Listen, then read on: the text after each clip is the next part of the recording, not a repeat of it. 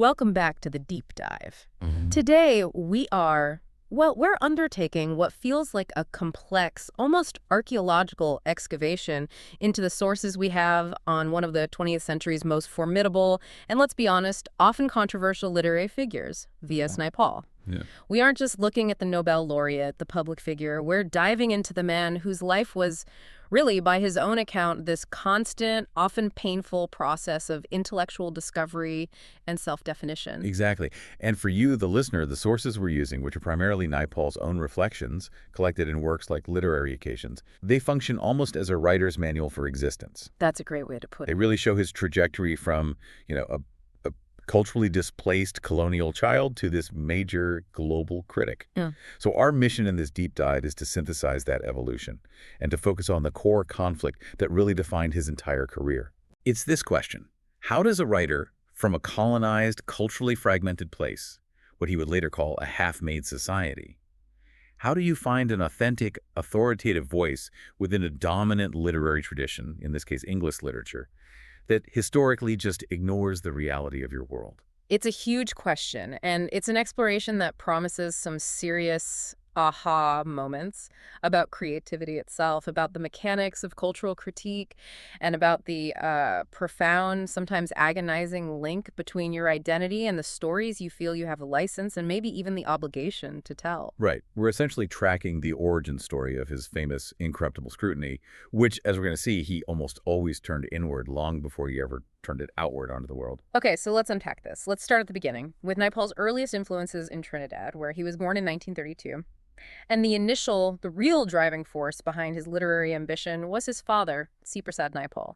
Prasad is absolutely the indispensable starting point. I mean, he didn't just encourage Naipaul, he provided the entire intellectual blueprint for a literary life. Right. And he did it despite the extreme pressures they were facing. Right. Naipaul later reflected that his father's own struggles really defined the stakes for him. Mm. He provided the seed of ambition even when Naipaul himself was struggling with poverty and despair as a young writer in England. It was a kind of inherited struggle. And his father's own writing efforts were deeply instructive for young Naipaul, maybe in ways his father never intended. C. Prasad focused his stories on the peasant Indian world of Trinidad, the society they came from. But Naipaul saw that these stories they were inherently limited. They were, because they were trying to sort of freeze a reality that was constantly shifting. Naipaul realized his father often romanticized that Hindu peasant world, trying to present it as idyllically whole. So a kind of nostalgia. A kind of necessary nostalgia, perhaps? But what he conspicuously avoided was writing about the actual dereliction and pain that he himself had suffered. And this becomes a cornerstone of Naipaul's whole critique of post-colonial writing later on. This inability to look back truthfully. Naipaul's really pregnant observation was that his father never reached a point of rest in his life.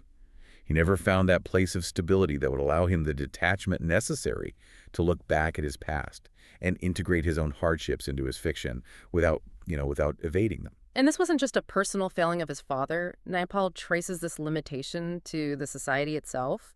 He saw Trinidad as a fundamentally formless, unmade society, which made the very act of trying to write about it just incredibly difficult. Think about the geopolitical reality for a second. For 3 centuries, Trinidad had been, in his words, a labor camp for the empires of Europe.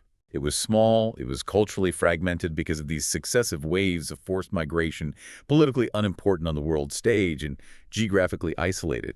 So Naipaul felt that this lack of a recognized, stable historical identity made the society hard to write about. It just didn't have a shape. It didn't. It lacked the established shape and context that writers in, say, London or Paris just took for granted. How do you anchor a complex novel in a place whose history is essentially a record of exploitation and erasure? It's fascinating, then, given the sense of a cultural void, that his father cultivated this very private, very intense literary world for him. He details this selective, almost secret anthology of writers that were shared in little bursts, totally separate from the curriculum of the colonial school. It was a crucial act of paternal intervention. His father introduced him to figures like Charles Lamb, Charles Kingsley, bits of Julius Caesar, Maupassant, O. Henry. This was literature as an ennobling personal pursuit. He created an ideal of writing and creativity that was meant to transcend the limitations of their physical environment. But that private ambition immediately clashed with the colonial reality. Immediately. Yeah. And that clash defines the fundamental mismatch. When Naipaul tried to engage with the imported English literature he was taught in school, it was just completely confusing and unhelpful. He couldn't share the assumptions? He couldn't share the core assumptions of writers who dealt with what he called highly organized societies with these deeply established civic and social norms. It was a total cultural and temporal dislocation. The sources highlight the sheer absurdity of trying to place himself within that tradition. I'm thinking of his reaction to Wordsworth. Oh, the daffodil. Yeah, Wordsworth's daffodil was to him a pretty little flower, no doubt, but we had never seen it. It was purely abstract. It was a concept, completely divorced from his sensory reality. Right. He even noted that foreign books only became functional when they were manually adapted in his head. So Dickens's descriptions of, rain and drizzle had to be mentally converted into the familiar, violent tropical downpours he knew. The language, the imagery, it was all imposed, not reflective. So this sounds like more than just a lack of shared reference points. It feels like the insidious power of European culture, the soft power, that was actively obscuring his ability to see his own world clearly. That is the core realization.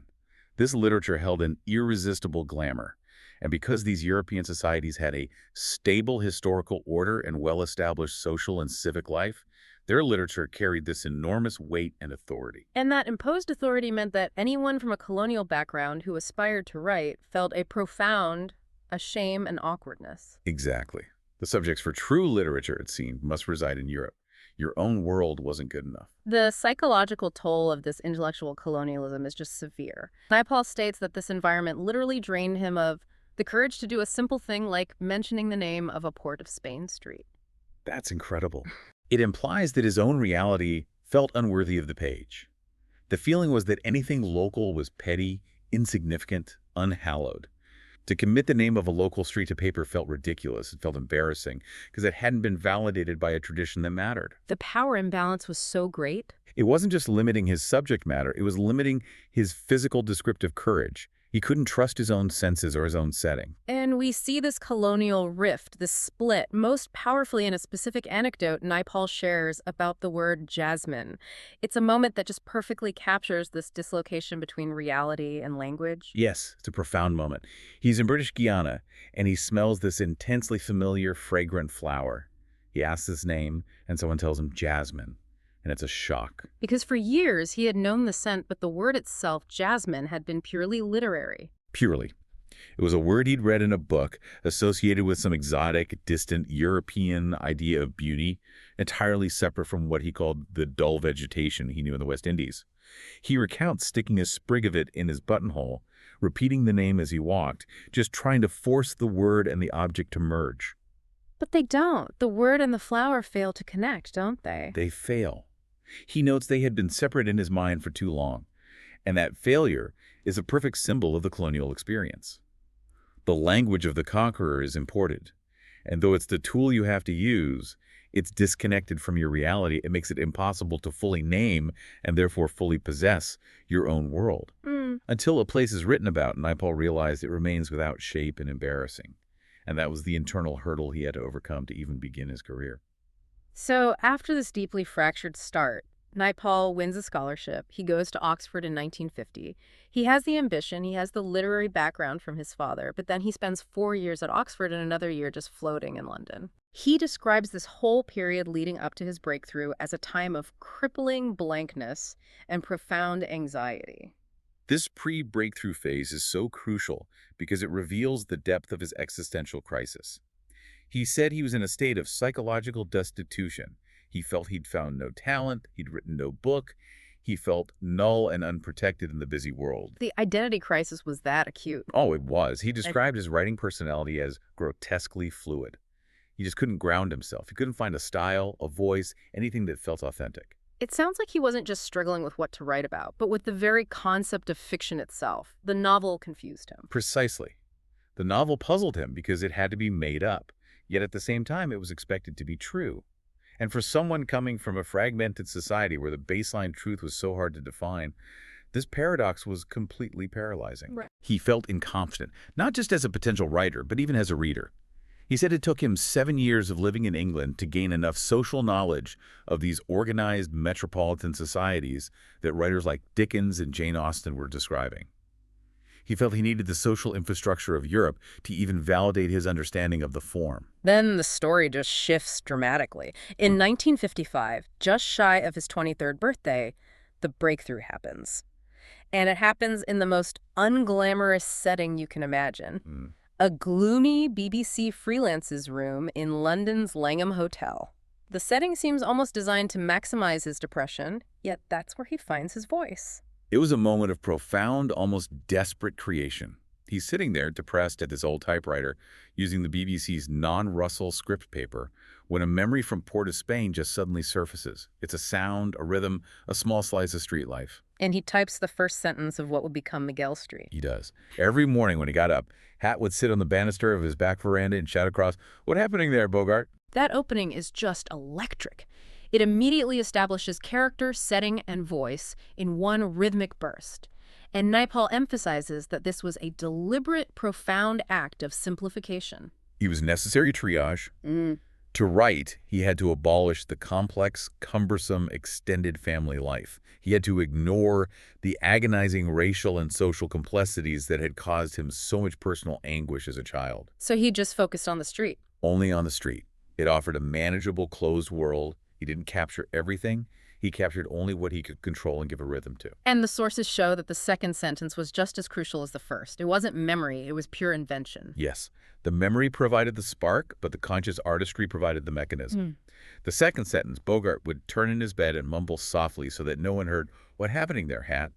Yeah. That was invented. But by placing those two sentences together, the sheer omission and the natural rhythm, it suggested the full setting, the time of day, and all the underlying complexities of the street without him having to explicitly describe them. It created the novel's world in miniature. Looking at Naipaul's account of how he wrote this first book is fascinating because it was driven by fear, not by confidence or certainty. Oh, the anxiety dictated everything. He wrote the entire story incredibly fast, fearing that if he stopped for too long he would lose faith, and the whole fragile enterprise would just collapse. He recounts writing quickly on 2 sheets of foolscap, setting the typewriter at single space immediately so the script would look like print. A psychological trick. A psychological trick to validate his own efforts. And the sources detail the magic he resorted to, trying to ward off failure. It really speaks to the psychological fragility of that moment, doesn't it? He admitted to using magic, never numbering the pages, asking other people to type his name on the final manuscript. This wasn't confidence at all. It was superstition born out of a deep-seated fear of the abyss and failure. He was terrified. He was terrified that the form would abandon him or that he would discover he had no talent after all. And this whole episode leads to his core philosophical discovery about writing. He notes, half a writer's work is the discovery of his subject. This is the definitive insight that saved his career. His own life had been marked by so much upheaval. The move from the stable Hindu country house to the chaotic, mixed GI city life, it made it impossible for him to focus. He was looking for one defining subject, but he couldn't see it because the material felt too varied, too vast, and way too personal. Until he reached for the street. It was only when he intuitively reached for the street life, the unacknowledged material that had been sitting on his shoulder all along, that he realized the subject was right there, just waiting for the writer to finally recognize it. Let's look closer at the Bogart character for a moment, because the sources show Naipaul's transition from simplifying his world to understanding its tragic reality. Right. The street initially saw Bogart as this adventurer, a bohemian, a figure of romantic freedom. But Naipaul admits that the truth he found in the act of writing was that Bogart was fundamentally passive. He was an unremarkable man. So not a hero at all? Not at all. He was simply seeking freedom from the overwhelming conventions of Hindu society, only to become a flabby, emasculated thing, a bigamist, whose only true identity was found in solitude. The street gave the name and the mystery.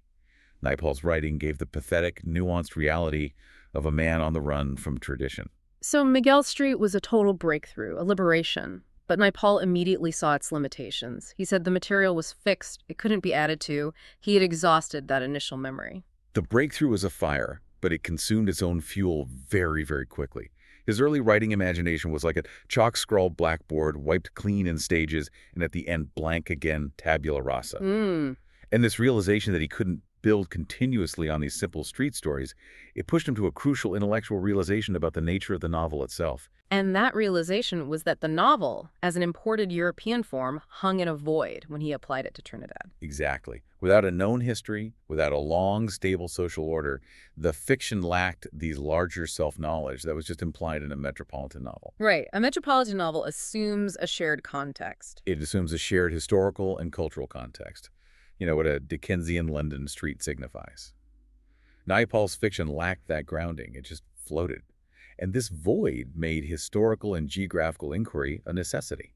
He realized that to be a writer in his fragmented world, he couldn't just be a storyteller. He had to become an inquirer, easing himself into the necessary knowledge that simple creative imagination could not provide. That pivot to inquiry really defines Naipaul's middle career, doesn't it? His shift from intuitive fiction to structured nonfiction, travel, historical research. It was a survival mechanism, a way of defining himself and his world clearly against that backdrop of colonial confusion. And this research was far from detached. It was intensely personal, a very difficult reckoning with his own past. When he was researching the loss of El Dorado, the abstract historical facts of slavery, genocide, and exploitation in Trinidad became shockingly, viscerally real for him. He was literally writing himself into his own history. The sources single out one particularly shocking discovery he made, and ironically, he made it in the Imperial Center, the British Museum. This is where he found the true painful history of his own birthplace. It's such a powerful moment of convergence. He's in the British Museum archives, and he reads a 1625 letter from the King of Spain demanding punishment for a particularly troublesome local tribe called the Chaguans. They numbered over 1,000 and aided English raiders. 8 years later, the Spanish governor inflicted a collective punishment, and the name just vanishes from the colonial records forever. They were written out of existence. And this historical fact, 300 years later, he says, altered my own past. Yes. The name Chaguanas immediately resonated because that was the country town where Naipaul was born, and where, in a clearing, he had seen the Ramlila, the Hindu epic pageant, reenacting the life of Rama. Right. And he suddenly realized that the land he associated with this deep, mythical, imported Indian past was simultaneously the vanished indigenous land where a genocide had occurred. The act of fiction alone could never have synthesized those two separate realities. He was forced to make room for this people of another kind on the Ramlila ground. This discovery was the first step toward validating his own landscape by giving it a deep, if very painful, history. This necessity for truth, this unflinching examination of these dark and remote places, is what made Joseph Conrad such a foundational figure for Naipaul. Conrad was an essential touchstone. Absolutely. Because Naipaul recognized him as a fellow outsider, a Polish man writing in English who was a seasoned traveler and had an experience of the volatile non-European world. Naipaul says that Conrad had been everywhere before me and had meditated on my world, the dark and remote places. He deeply valued what he called Conrad's scrupulous fidelity to the truth of my own sensations. What's interesting is that Naipaul's relationship with Conrad changed as his own knowledge deepened. He said he initially read Heart of Darkness and just took the African background for granted. But as Naipaul himself traveled the volatile, newly independent post-colonial world, he started seeing a chilling resonance. He realized Conrad's themes, political panic, the corruption of causes, the terrifying simplicity of beliefs in unstable regions, they perfectly matched the world. Naipaul was now documenting firsthand. And this is where we get the defining concept of the half-made societies. This was the enabling insight that shifted his subject from localized Trinidadian concerns to a truly global critique. Conrad showed him a world full of half-made societies that were constantly being made and unmade themselves. Places where good intentions go bad. Precisely. These were places where the very attempt to enact successful political action or reform carried with it the moral degradation of the idea. The cause corrupted the idealist. That understanding the complexity of ambition versus the tragic reality of political failure, that became the center of his work. So he recognized that while Conrad at the end of his life seemed complete, almost hardened in his knowledge, Naipaul himself was still in the middle of that process. He was constantly clarifying and deepening it, moving slowly and fitfully towards a clear vision of the world. And that process of constant self-reevaluation, of dismantling the knowledge gained in the previous book to make room for a deeper truth in the next, is what he called the drama of arrival. He was perpetually arriving at a deeper truth, never starting with it fully formed. So, after examining the West Indies and these global half-made societies, Naipaul turns his fiercely critical eye to his ancestral land, India, which he calls the Greater Hurt. And this hurt wasn't political, it was the shame of knowing his ancestors had to flee very great poverty in the late 19th century. And his critique of Indian literary output, particularly the novel, is extraordinarily harsh, but it's rooted in a kind of sociology. He views the novel in India as a misunderstood and misapplied literary form. He argues that the novel requires these underlying societal factors: industrial growth, mass literacy, secularization, the rise of a self-aware middle class, which were, in his view, either missing or imperfect in post-colonial Indian society. He suggests that the metropolitan assumptions about society, a sense of history, a concern with rigorous self-knowledge, a wider learning, they just weren't present, which made the imported novel form inherently weak. And that leads him to R.K. Narayan. Now, Narayan was a comfort and example for Naipaul's father and early readers because he appeared to write so authentically from within his culture. But Naipaul saw a profound structural limitation. Narayan's world, while charming and vivid in its externals, was fundamentally static. His characters were oddly insulated from history. But wasn't Orion trying to capture the eternal spiritual essence of Hindu India? That was the defense, right? That was the defense. But Naipaul argues that his books, in fact, miss their terrible essence. Instead of revealing a profound ancient India, Narayan's work, in Naipaul's view, amounts to a celebration of the redeeming British peace. Wow, that's a harsh critique. It's devastating. He suggests that the smallness and insulation of Narayan's characters' lives were only what had been allowed to survive in the ruins of a society destroyed by centuries of invasion and defeat. They were people who had been psychologically confined, and, crucially, people who couldn't reach back into their own complex past. Naipaul also dissects Indian autobiography, specifically Gandhi's The Story of My Experiments with Truth. Let's unpack why he dismisses this as a bastard form. It's a failure of descriptive realism, and it connects directly back to his Jasmine critique. Naipaul argues that Gandhi's work fuses a laudable religious view, which emphasizes the individual voyager and destiny, and converts it into self-love, disagreeable in another culture. It lacked the rigorous Western tradition of self-questioning, and critically, it lacked physical detail. And what's the example that illustrates that failure of observation? The famous example is Gandhi's arrival in Southampton. Most Western autobiographers would describe the city, the dock, the bustle, the weather. But Gandhi's only concern, Naipaul notes, was that he had landed on a Saturday, which affected his ability to retrieve his luggage. So the entire physical world around him Was filtered only through his internal, spiritual experience and personal destiny. For Naipaul, this failure to see and describe the physical reality is endemic to a society that he feels hasn't learned to assess itself because ritual and myth have provided all the answers before the question is even asked. So Naipaul is looking for a writer who can see and critique both sides simultaneously, and he finds that in Nirad C. Chaudhuri. Exactly. Chaudhuri's autobiography of an unknown Indian is, for him, a stupendous achievement, precisely because it provides that necessary rigor and meticulous detail. Naipaul values it for documenting the misunderstandings and futility of the Indo-English encounter, and he highlights the tragic irony of the 19th century Bengali intellectual renaissance. Detail that irony. It sounds like a moment of true cultural confusion. It was devastating. The Bengali elite were seriously discussing Darwin, Mill, and the new learning of Europe. They were trying to engage intellectually with the metropolitan world. But the sources show that this intellectual enthusiasm was met with ridicule by the British elite in India, who had become suburban and Philistine. So the colonizers themselves weren't interested in the culture they were exporting. They weren't. Naipaul notes that the British elite often sympathized more with the unintellectual simplicities of the blue-eyed Pathan than with the earnest, westernized Bengali intellectual. That must have created an impossible cultural confusion. You're mocked when you try to participate in the intellectual life of the empire, yet the English language remains the only tool you have. That's the definition of the double bind. The Indo-English culture became a growth of fantasy, doomed to mutual recoil, where the shared language only deepened the misunderstanding. Chaudhuri's work demonstrated that the political liberalism cultivated by the Bengali elite could not last, and was quickly replaced by religious revivalism, illustrating the profound intellectual wreckage of the new India. This ability to offer a rigorous critique of both the colonizer and the colonized, without succumbing to easy sentimentality, is what cemented Naipaul's own unique literary space. So if we draw all these threads together, we can start to synthesize Naipaul's really complex understanding of the colonial experience and identity. He realized the term Indian itself was just deeply ambiguous East Indian, West Indian, East Indian.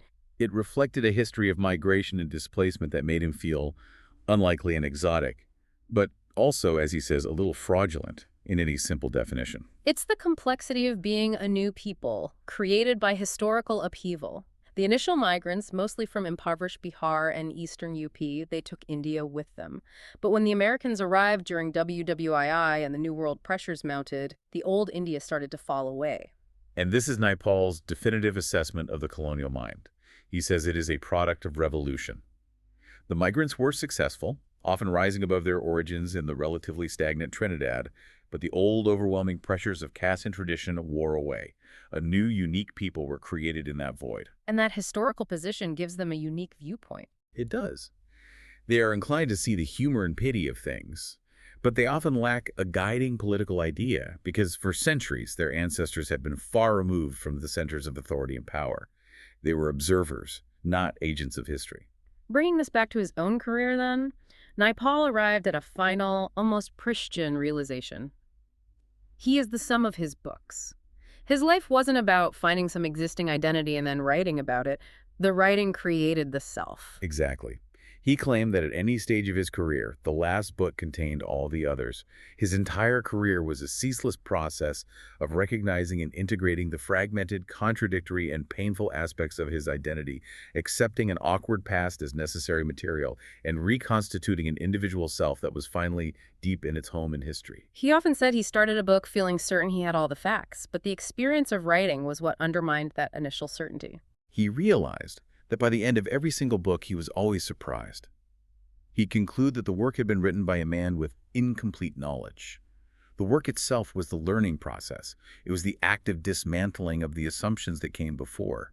It's that perpetual drama of arrival he kept mentioning, the arrival at a new, deeper level of knowledge that necessitates the writing of the next book. This intuitive approach allowed him to explore highly complex social phenomena before he even had the abstract language to name them. Let's pause on the idea of colonial schizophrenia. That's a highly technical and powerful concept. What does Naipaul mean by that? He realized that his novel, The Mimic Men, which came out in 1967, was written intuitively out of close observation of the West Indian elite. But he later understood it was fundamentally a study of colonial schizophrenia. And how did he define that? He defined this state as the condition of the powerless people whose entire sense of self, their institutions, their political rhetoric is based on mimicry and importation. These people lie about themselves and distrust everything about their condition because their condition is borrowed, it's fragile, and it lacks any real foundation. That's powerful. He was writing about people who couldn't be authentic because they couldn't trust the reality they were in. And this is the crucial point for the writer. Naipaul noted that if he had tried to start the book with the abstract term colonial schizophrenia in his mind, he never would have been able to write it. The intuition had to come first. The descriptive details had to be marshaled, and the finished work then provided him and the world with conceptual framework to name the condition. The knowledge came through the act of creation. Not before it. To write was to learn, and to learn was to build the self. The arc of V.S. Naipaul's life, as chronicled in these intensely personal essays, is just a masterclass in turning displacement into insight. It's the story of a child who struggled to reconcile a local sugar plantation with the idea of Wordsworth's daffodil, and eventually becomes the writer who could use colonial documents found in the heart of the empire to discover and redeem the vanished indigenous history, the story of the Chaguans of his own birthplace. He went from feeling shame about the petty and ridiculous streets of Port of Spain to realizing those very streets, infused with their new complicated history, were his true subject. And his entire trajectory shows us that for the marginalized writer, literature is the sum of its discoveries. The writer isn't just a chronicler, but an essential inquirer and archaeologist. What defines Naipaul's success is his constant evolution, driven by the realization that what is good is always what is new in both form and content. Yeah. For him, the act of writing was not simply sharing existing knowledge, but actively creating the intellectual and historical framework necessary to define a marginalized, half-made society. He was transforming that colonial void into a rich, complex, and unsparing literary universe. So we leave you with this final thought, inspired by Naipaul's profound obligation to self-discovery. If his journey involved recognizing the fragmented aspects of his identity and accepting an awkward, painful past as necessary material, what are the spheres of darkness in your own background? The histories or contexts that remain unexamined, the truths that feel too messy or too simple to name, that might in fact constitute your truest subject. Hmm. Naipaul's experience suggests that self-knowledge is not a choice you casually arrive at, but a continuous, often rigorous obligation you must write or inquire yourself into.